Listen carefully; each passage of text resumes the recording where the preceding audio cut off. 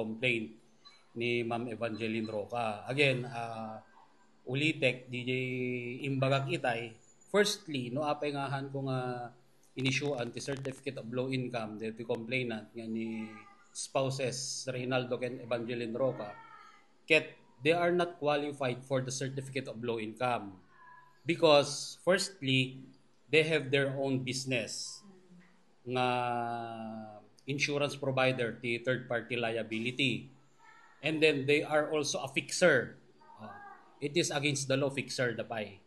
Yeah. And then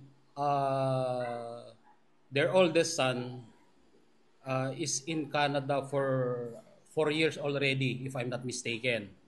So with that, they are well established.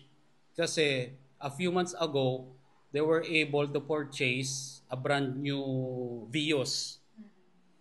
A Vios is not a need, but more than a want. They can purchase a want, but they cannot expend for they cannot spend for their medical assistance. So it defies the logic. Kaya adu iti kabarangayan mi nga marigrigat nga makasapol iti assistance when no ayuda nga ited to gobyerno ngahan nga isuda. Secondly, there are multiple different individual complainants ngay may nag-complaint, nag-file the complaint iti barangayen against kanya nga agasawa. Nag-sendak ti summon multiple times pero daksanggasat not once imay nagparang. So she is deliberately ignoring or disrespecting the authority of the barangay. Kinagpaiswanan na kabagyak dito yung tao. Ngayon, diyak mo, no apay, no anat ti kagura na, kanyak. DJ, ipo-point out na apo na isumit lat makita kay rason na, DJ, mabayada na 1,000. It's not a mandatory.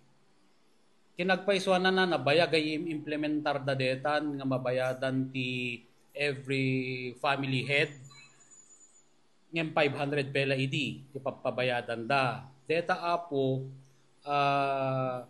kas option ti family head nuhan na kayat nga magipagpartisipar ti Oplandalos.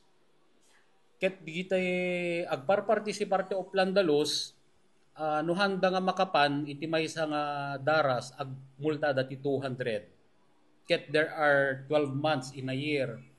Ket nuhan ka nakapagpartisipar for that whole 12 months, kahit na nga sawen, 2,400 ti bayadam. Ket di jay nangarami that option nga 500 ti bayadan dan for the whole year. Ngem, idi nagtugawak, adumet, digitay nang ibaga agriri nga kap nagbasitmet dedo bayadan digitohan nga agdaldalusen. Ket no da kami nga agdaldalos, agmulta kamay mamintlo mamimpat dakdakkel tonday pagmultami. Iso nga masapol kumamit may dakdakkel. And so the council come up to make it a 1,000. But again, ulitek, it is not mandatory. It's only an option. What is mandatory is the participation in the Oplandalos. Kasi obligasyon ti bumarangay apo nga agdalos iti arubayan, agdalos iti barangay. As implemented by the Oplandalos Code, kende ti kalinisan sa bagong Pilipinas. No ti ibagbaga naket DJ kwa DJ 1,000 han nga isot rason no apay nga hangko nga ikan ti Certificate of Low Income. They're not just qualified for it. Pero kap ko na nagkayat na kanag ti agbayad basta lakit ti adda ti resibo. Again ay isublikan niya na DJ kwa DJ ibagbaga na nga resibo. Previously ba adda is issue da nga resibo? Awan. Kasi already General Assembly na idamag da kanyak DJ, next kapitan. Insublik kanya na DJ in question na. Idi sikat kapitan at dabay is issue nga resibo ti Oplandalos, digiti multa ti Oplandalos. Awan.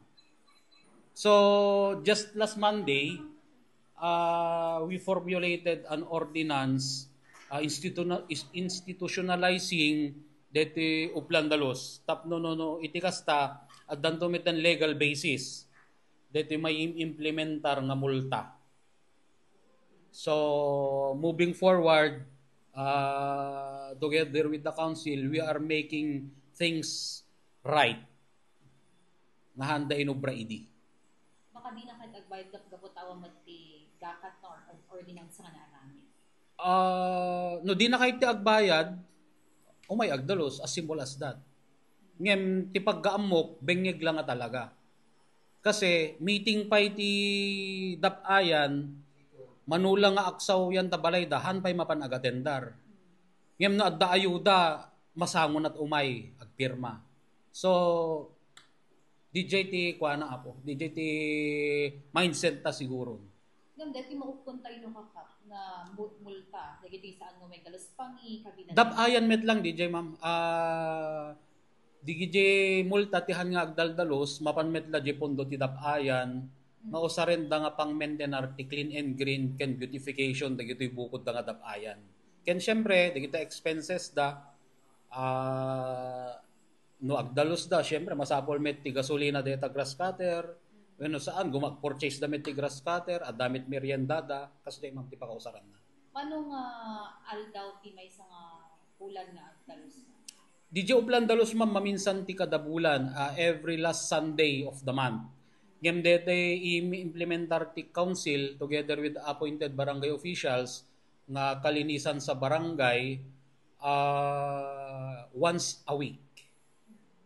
So bali maminlima kami agdalos ma'am ngem no as a whole ti barangay maminsan lang ti kada bulan. So kada ti ngarod kap anay ti mensahe tayo kada ti agreklamo gapuanan na ta san yung ikan iti certificate of law. Sa ludsuden yung umuna iti bagbagiyo no apay nga haan kayo ma-issue anti certificate of low income. Don't stir trouble. Tsaka mo na nat kahit mga parwaren anti. Kabagyak actually kabagyak. Tsaka mo na nat kahit mga parwaren anti. Siguro ipay-pay som dete imbagam ka dagito karubam nga pagsikatek ida. Haan mo nga pakaibabainam dete aramidem nga pinagreklamom ti media maibutaktak dagiti madi nga aramid mo nga kasmaysa nga bumarangay. You are not performing your obligation as a constituent of the barangay. Tay kunat no adda ayuda nakalaalisto ka ngem no maipanggep ti obligasyon ti barangay nakadado nga rason mo. DJ lang ma'am. Ngam awan mati dati nga susik. Awan ma'am, awan. Actually awan.